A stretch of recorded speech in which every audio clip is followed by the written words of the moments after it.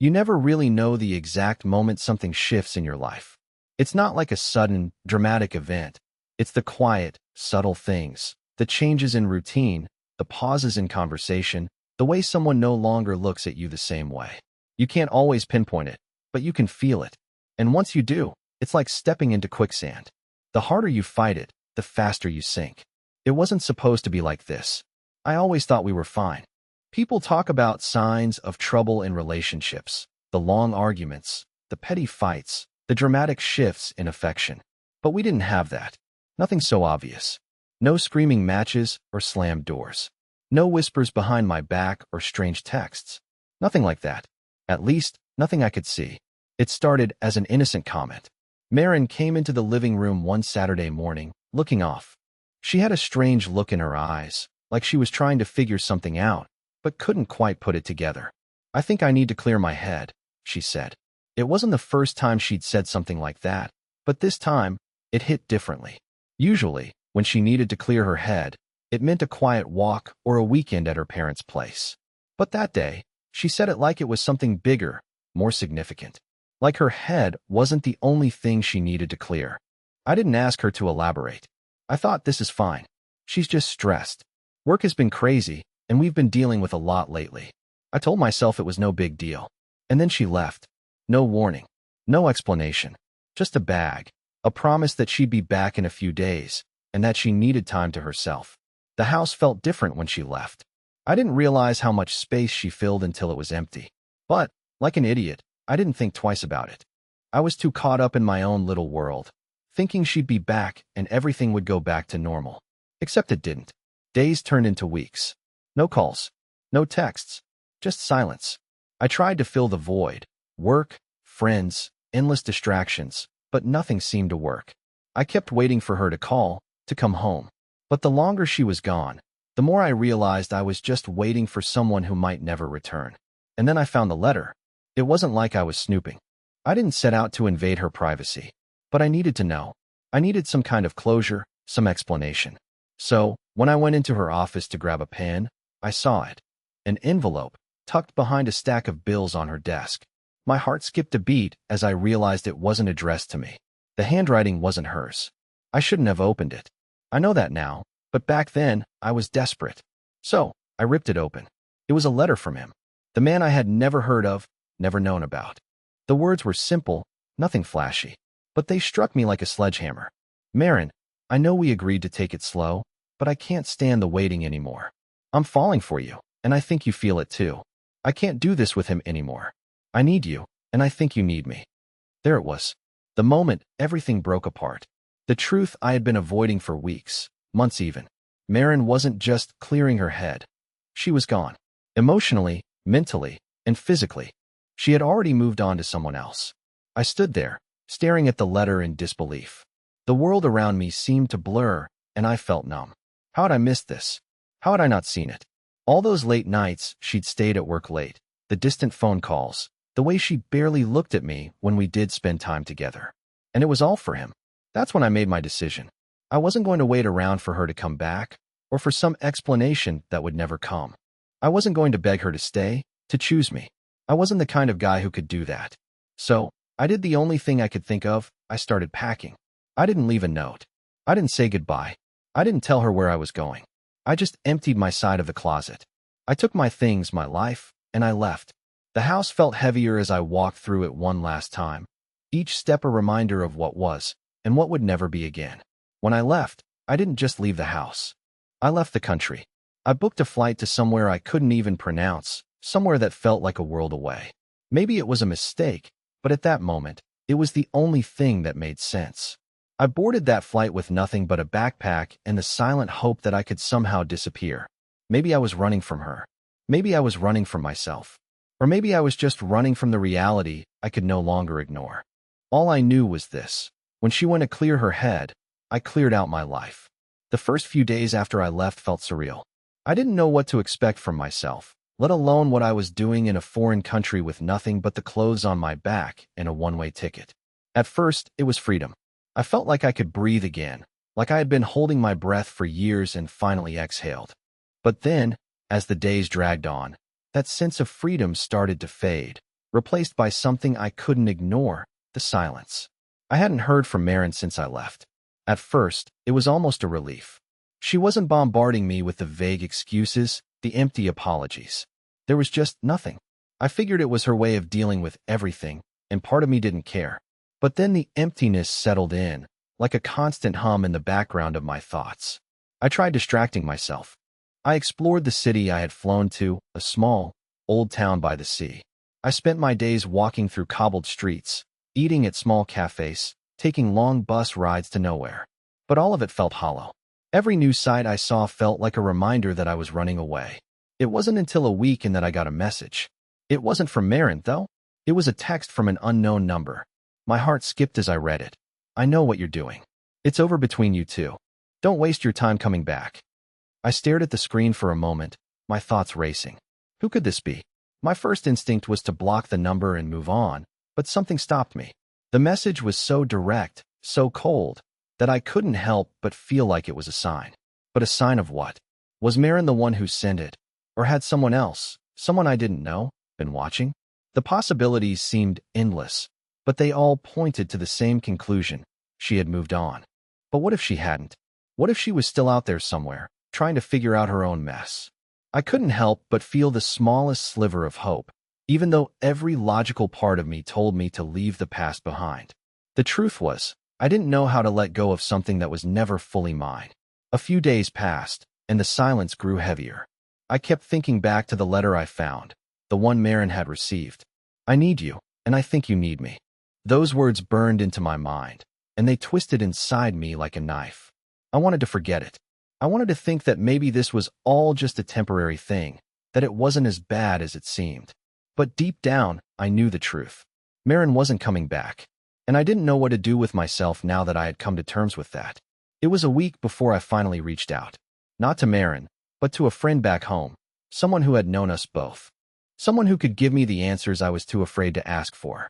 Hey man, I texted him. What's going on? Has Marin said anything about me? The reply came quickly. She's not answering anyone, dude. She's with him now, I think. That's all I know. The words hit me like a ton of bricks. I didn't want to hear them, but there they were, plain as day. Marin had moved on. She was with him.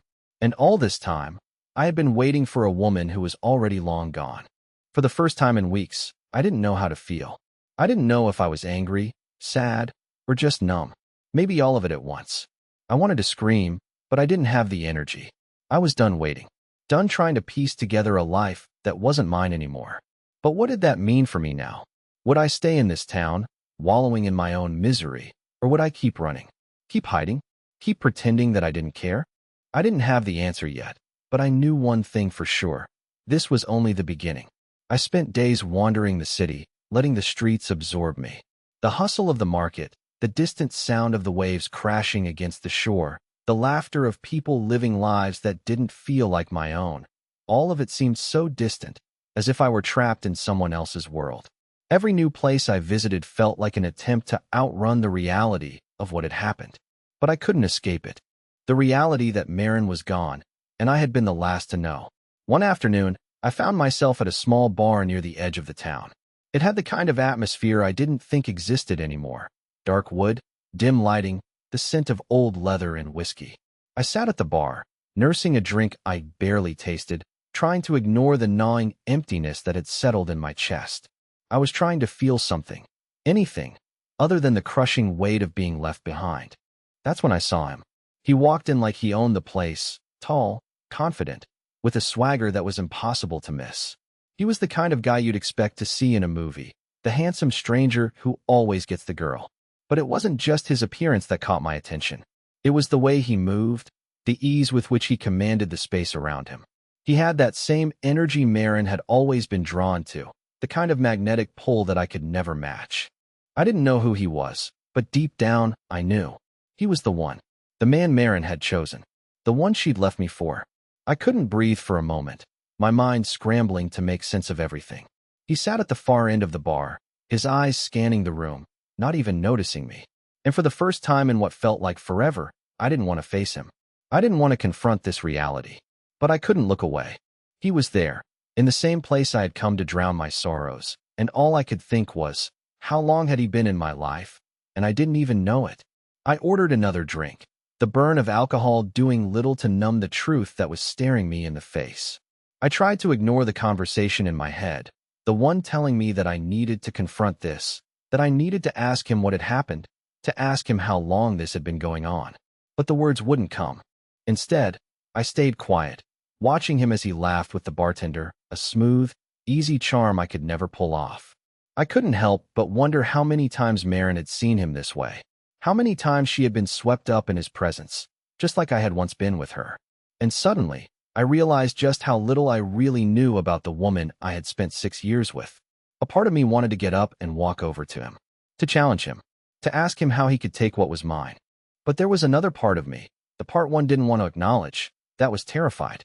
Terrified of what I might learn, terrified of what he might say.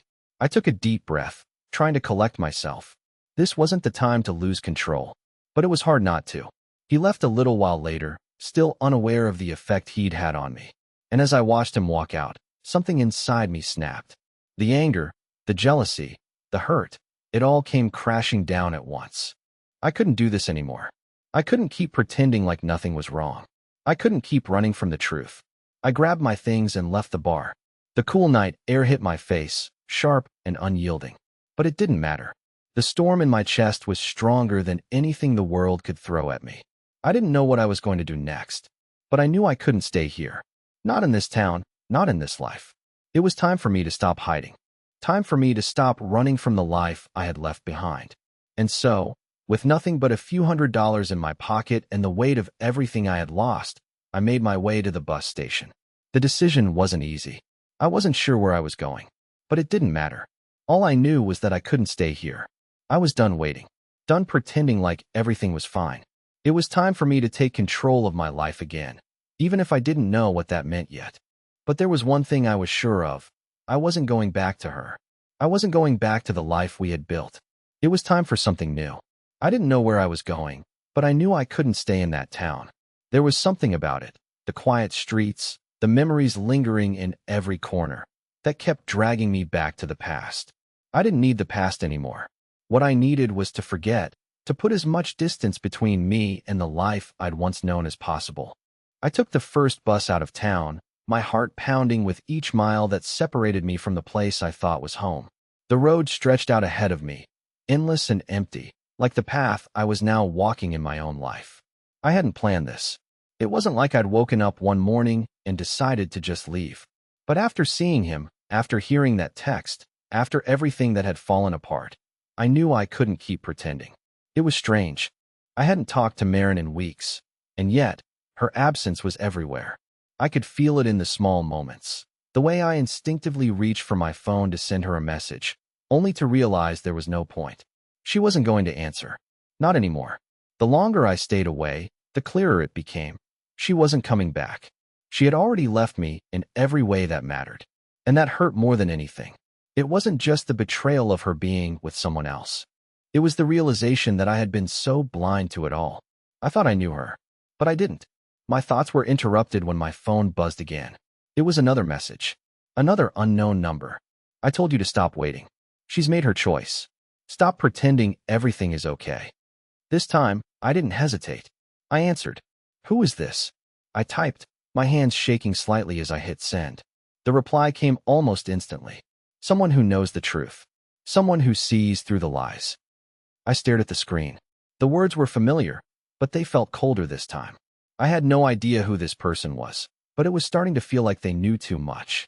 I tried to block the number, but the messages kept coming. Each one more direct, more biting than the last. She never loved you the way you think she did. It was always him. Always. The words cut through me, like they were made to tear apart whatever was left of my heart.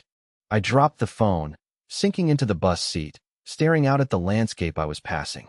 The world outside was a blur, but inside, everything was crystal clear. Marin had chosen him. She had already moved on, and no matter how much I wanted to believe otherwise, there was nothing left for me in the life we had shared. The longer I stayed in the dark, the more pathetic I would become. I thought about getting off the bus, going back, confronting her, confronting him. But the truth was, I didn't have the strength for that anymore. I didn't want to fight for something that was never mine to begin with. Instead, I let the bus carry me forward, into an uncertain future where I didn't know who I was anymore. But I knew I had to figure it out. Far away from her, far away from everything that reminded me of the life we had built. It was 3 days before I finally stopped running. I found myself in a small, nondescript city far from the coast, where the pace of life was slower, quieter. I could breathe here without the constant reminder of who I had been. The city wasn't anything special, just a place to disappear for a while, to process everything that had happened without the weight of memories pushing down on me. But the silence wasn't as comforting as I thought it would be. It didn't drown out the questions or the anger. It didn't stop me from replaying the worst parts of the last few months. Each day felt like a blur, a series of moments that didn't quite make sense, where I was trying to make sense of something that was never meant to be understood. I hadn't heard from Marin since the day I left. I hadn't expected her to call, but still, part of me kept hoping that maybe, just maybe, she would. That she would reach out, apologize, say that this was all a mistake. But I knew better now. The truth was, she didn't need me. She hadn't needed me for a long time, and I had been too blind to see it. The messages from the unknown number kept coming, each one more cryptic than the last, each one digging deeper into the lie I had been living. They were almost like taunts, teasing me with knowledge I couldn't ignore, but couldn't act on either. "It's too late," they said. "She made her choice. You were just a stop along the way." It was clear that the person behind the messages had been watching. They knew too much, and that scared me. Who were they? Why were they doing this? Part of me wanted to confront them, but what would I gain from that? Another part of me knew that this person had nothing left to offer but more pain. I tried to block the number again, but this time, something felt different. The next morning, I woke up to a new message. It wasn't from the same number. It was from Marin. "Can we talk?" Just seeing her name made my pulse quicken. I stared at the screen, unable to move. My mind raced, torn between wanting to hear her voice and knowing that everything between us had already been said. But I couldn't ignore it. I couldn't let this be the end without getting some answers. I didn't respond immediately. I needed to think, to decide if I even wanted to hear what she had to say. I'd spent so long running, trying to forget her, trying to move on. And now she was reaching out. But why? Was it guilt? Was it because she felt like she had unfinished business? Or was it something else? I took a breath, fighting the emotions that were rising in me. I had to do this on my terms. I had to be strong. An hour later, I finally replied. "What do you want?" Her response came almost immediately. "I owe you an explanation. Please, can we talk in person?" I stared at the message, my finger hovering over the screen. A part of me wanted to refuse. I wanted to stay in the bubble of my newfound life, free from the lies and the heartache. But I knew I couldn't move forward until I heard her side. Maybe this wasn't for closure. Maybe it was just the final chapter of something that had been doomed from the start. But I couldn't keep running from it. "I'll meet you," I typed. It felt like a betrayal in itself. A betrayal of all the progress I had made since leaving. But I couldn't deny it. I was still searching for the answers. The answers she had been keeping from me all this time. I knew one thing for sure. This conversation would change everything. The day of the meeting felt like a storm was approaching. It wasn't the kind of storm that was loud and obvious, but the kind that sneaks up on you. The quiet kind that fills the air with tension, making every step feel heavier than the last. I couldn't shake the feeling that whatever happened in that meeting would be the final turning point in my life, the moment that determined which path I'd follow from here on out. I arrived at the cafe where we were supposed to meet. It was a small, intimate place, the kind of place you go when you want privacy, when you want to pretend the world outside doesn't exist. I sat down at a corner table, my fingers tapping nervously on the surface. I hadn't realized how much I had been holding on to until this moment. The anticipation gnawed at me, pulling me in every direction. Was I ready to hear what she had to say? Was I ready for the truth? Minutes ticked by, and I kept checking my phone, wondering if she was going to cancel, or if this was just another cruel game. But then, the door opened, and there she was. Marin. She looked different. It wasn't just the way she dressed or the subtle changes in her appearance. It was the way she held herself, the way her eyes avoided mine as she stepped toward the table. She looked like someone who had made her peace with everything, someone who had moved on while I had been stuck in the past. She sat down across from me, and for a moment, neither of us said anything. The silence between us was thick, heavy. She was the first to break it. "Thank you for agreeing to meet me," she said, her voice softer than I remembered. Almost apologetic. Almost fragile. I didn't know how else to explain everything. I didn't respond at first. My mind was racing. I was waiting for her to tell me it was a mistake, that she still loved me, that she wanted to fix things. But I knew better. If I had learned anything over the past few weeks, it was that people don't leave without a reason. They don't walk away unless they've already made a decision. I don't even know where to start, she continued, her eyes flicking up to meet mine briefly before quickly darting away. I don't want to hurt you, but I think you deserve the truth. I leaned back in my chair, trying to keep my face neutral, but my chest was tight. This was it. This was the moment that everything would be laid bare. I know, I said, my voice surprisingly steady. I just need to hear it. She hesitated for a long moment, as if weighing her words carefully. Finally, she spoke, each word cutting through the air with precision. I never meant for it to happen. I didn't want to hurt you, but somewhere along the way, I stopped being honest with myself, she said, her gaze now fixed on her hands, twisting a napkin nervously. I was unhappy for a long time. It's not just about him. It's about me, too.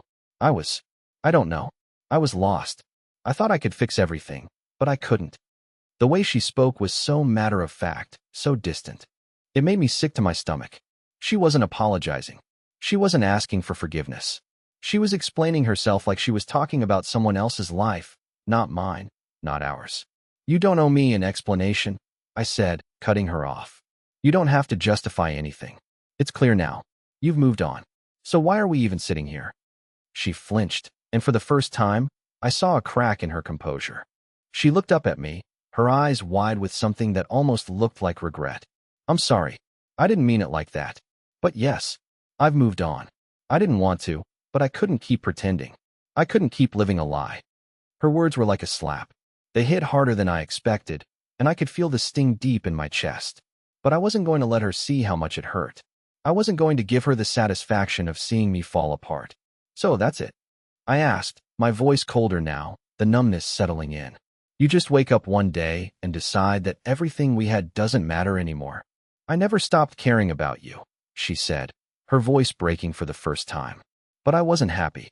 Not with myself, not with us. And it wasn't fair to either of us to keep pretending it was okay. I could feel the anger rising, the betrayal flooding back. I wanted to shout at her, to demand more, to force her to feel the pain I was feeling.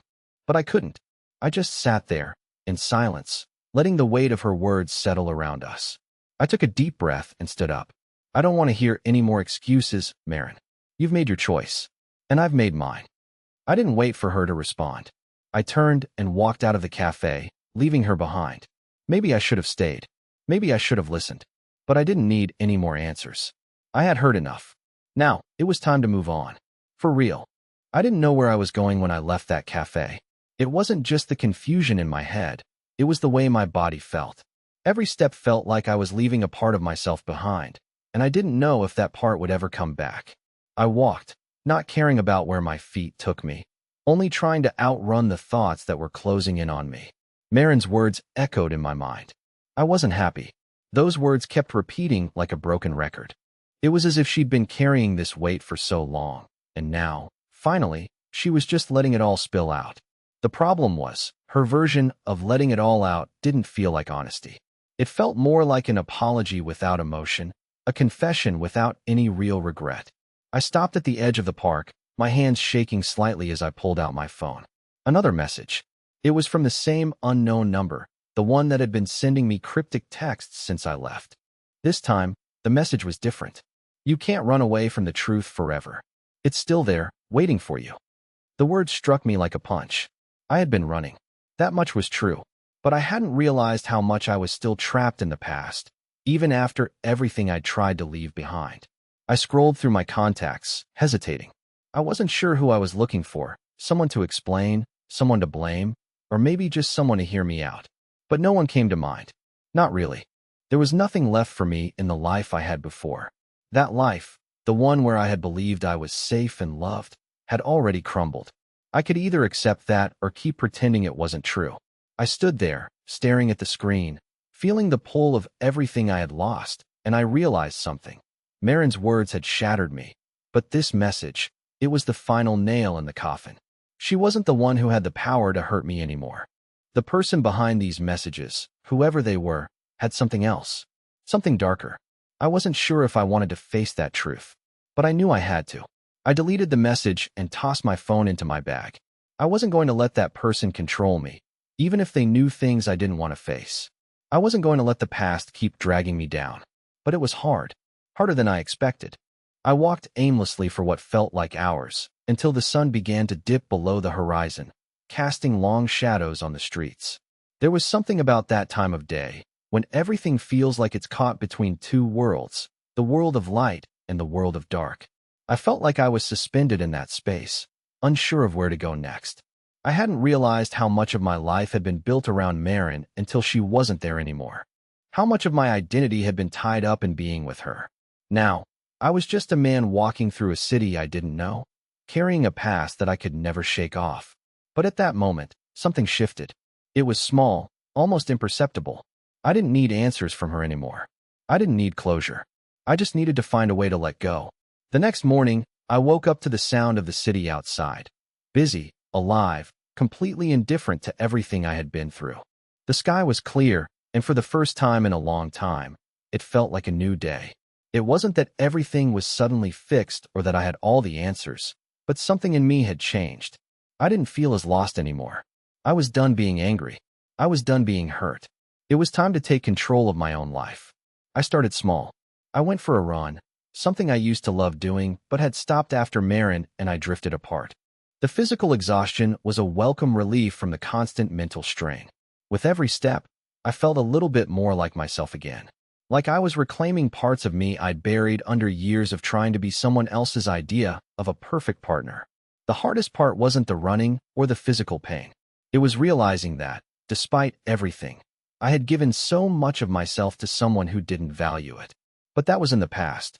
And now, I was moving forward. As I ran, I thought about what had happened, not just with Marin, but with everything that had led to this point. The lies, the secrets, the betrayal. And though I couldn't change what she had done, I could change how I responded. I didn't want revenge. I didn't want to lower myself to that level. But I wanted justice. I wanted balance. I wanted Marin to understand the consequences of her choices, not through my anger, but through the world showing her the hard truth. That evening, as I sat in a local cafe, nursing a coffee and scrolling through my phone, I saw something that made my blood run cold. It was a news article, just a local one, but it had Marin's name on it. Local woman involved in a hit-and-run accident after leaving a business dinner. No details on the suspect. My heart stopped. I clicked the link, trying to understand more, but the article didn't say much more than that. But the timing struck me. The article was recent, only a couple of days old. The irony hit me like a slap. Marin had been busy. Busy enough to keep me in the dark, busy enough to lie to me about her life, but not busy enough to keep her secrets hidden from the world. And now, the world was exposing them. She was the one who had kept running, but in the end, it was life itself that caught up with her. I don't know if I was meant to feel sorry for her, but I didn't. There was a twisted sort of justice in it all. Life had a way of dealing with things when you didn't. That night, I took a long walk through the city. I wasn't angry anymore. There was no more rage or resentment. I wasn't the man who would destroy her or make her pay for everything she'd done to me. I realized I didn't need to. Life had already done that. And I, too, had changed. By the time I returned to my hotel room, I felt free. Not just free from Marin, but free from the past that had held me hostage for so long. The next morning, I packed my things and left the city.